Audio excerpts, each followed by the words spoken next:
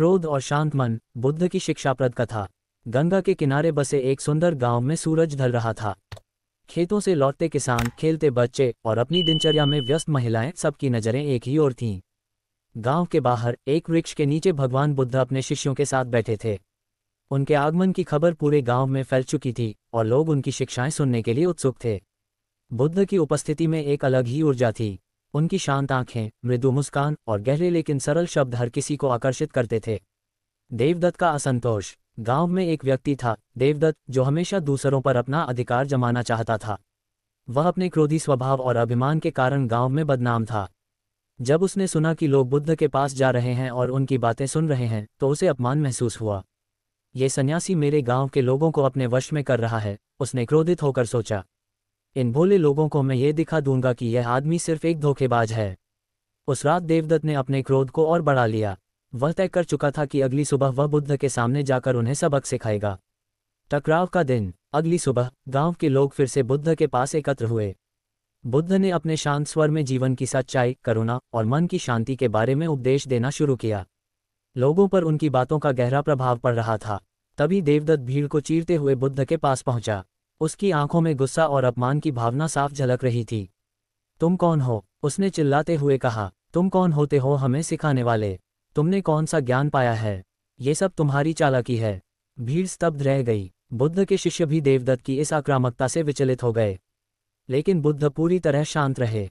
उन्होंने देवदत्त की ओर ध्यानपूर्वक देखा, जैसे वह उसके भीतर छिपे दर्द को पढ़ रहे हों। बुद्ध की प्रतिक्रिया। देवदत्त ने अपने क्रोध को और बढ़ाते हुए बुद्ध को अपशब्द कहे। तुम्हारे जैसे लोग इस दुनिया के लिए बोझ हैं। तुमने अपना जीवन व्यर्थ कर दिया है। दूसरों को मूर्ख बनाना बंद करो। जब वह चुप हुआ तो बुद्ध ने उसकी ओर मुस्कुराते हुए कहा, भाई, क्या मैं तुमसे एक प्रश्न पूछ सकता हूँ? देवदत्त हिचकिचाया, लेकिन फिर बोला, पूछो। बुद्ध ने कहा, मान लो कोई व्यक्ति तुम्हारे पास एक उपहार लेकर आए और तुम उसे स्वीकार न करो, तो वह उपहार किसका रहेगा? देवदत्त ने थोड़ा सोचते हुए उत्तर दिया, वह उपहार देने वाले का ही रहेगा। बुद्ध ने उसी शांत मुस्कान के साथ कहा, ठीक उसी तरह तुमने मुझे क्रोध, नफरत और अपशब्द दिए हैं, लेकिन मैंने उन्हें स्वीकार नहीं किया, इसलिए वे अब भी तुम्हारे ही पास हैं। देवदत्त का आंतरिक परिवर्तन। देवदत्त इस उत्तर से हक्का बक्का रह गया। वह सोचने लगा, मैंने इतने अपशब्द कहे, लेकिन यह व्यक्ति क्रोधित क्यों नहीं हुआ? क्या ये सच में वह शांति पा चुका है जिसकी तलाश मैं हमेशा करता रहा? भीड़ में सन्नाटा छा गया। बुद्ध ने आगे कहा, देवदत्त, ये संसार तुम्हारे मन का ही प्रतिबिंब है। यदि तुम अपने भीतर शांति नहीं लाते, तो बाहर की दुनिया में तुम्हें केवल अशांति ही दिखेगी। देवदत्त की आंखों से आंसू बहने लगे।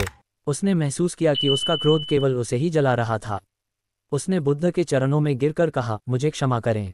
मैंने जीवन भर केवल अपने क्रोध और अहंकार को बढ़ाया है। कृपया मुझे सही मार्ग दिखाएं। शांति का मार्ग। बुद्ध ने उसे उठाया और कहा, शांति का मार्ग भीतर से शुरू होता है।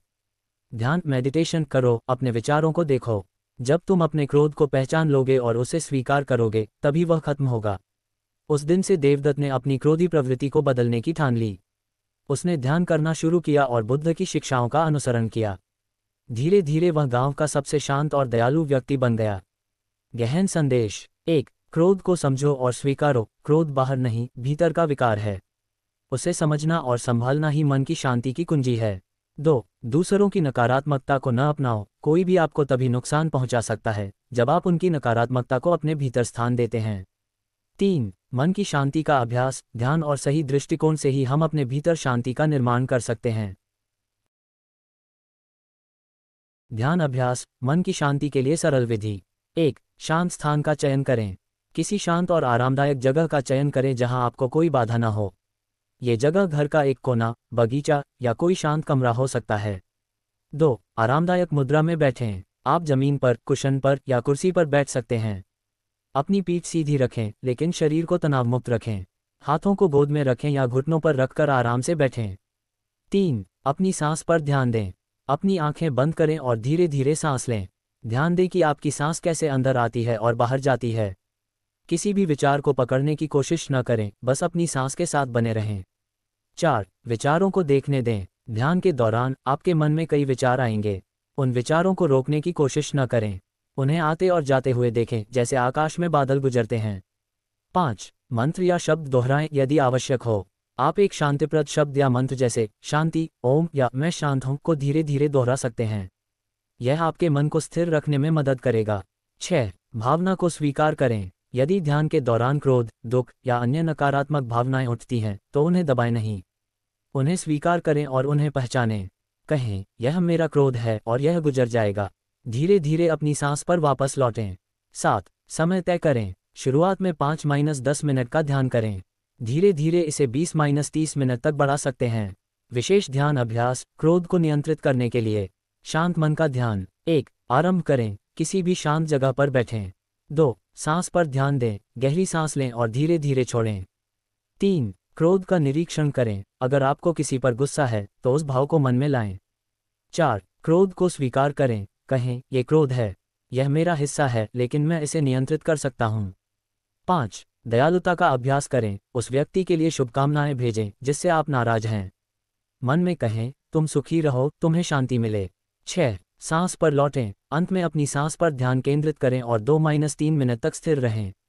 ध्यान के लाभ। मन की शांति, यह आपको तुरंत शांति का अनुभव करने में मदद करेगा। क्रोध में कमी, ध्यान से आप अपने गुस्से को पहचानना और नियंत्रित करना सीखेंगे। सकारात्मक ऊर्जा, यह आपके विचारों को सकारात्मक बनाए रखेगा। स्वास्थ्य में सुधार, ध्यान से तनाव कम होता है और शारीरिक स्वास्थ्य भी बेहतर होता है। अभ्यास को नियमित बनाएं। ध्यान का सबसे बड़ा लाभ तब मिलेगा जब आप इसे नियमित रूप से करेंगे। हर दिन सुबह या रात को सिर्फ 10 मिनट ध्यान में बैठें। यह आपकी मानसिक स्थिति को बदल सकता है।